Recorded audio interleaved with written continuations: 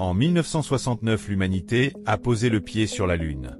En 2024, on parle d'y construire des bases permanentes, mais qui décide ce qu'on fait de la Lune? La course à l'espace des années 60 n'était pas une aventure scientifique. C'était une guerre froide menée vers les étoiles. Apollo 11, un drapeau américain planté sur un territoire que personne ne possède.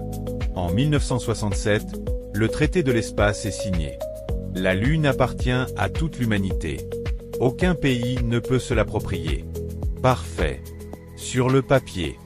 Aujourd'hui, la NASA, SpaceX, la Chine, les Émirats, tout le monde veut retourner sur la Lune.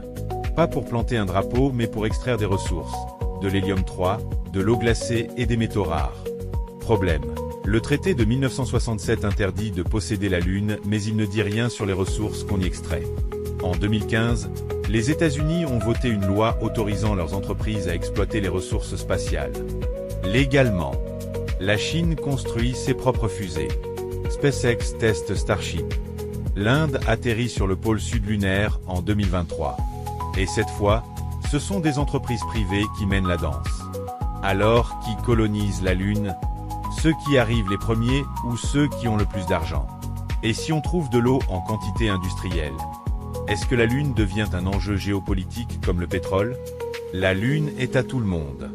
Jusqu'à ce qu'elle soit à quelqu'un. Élémentaire pour qui observe.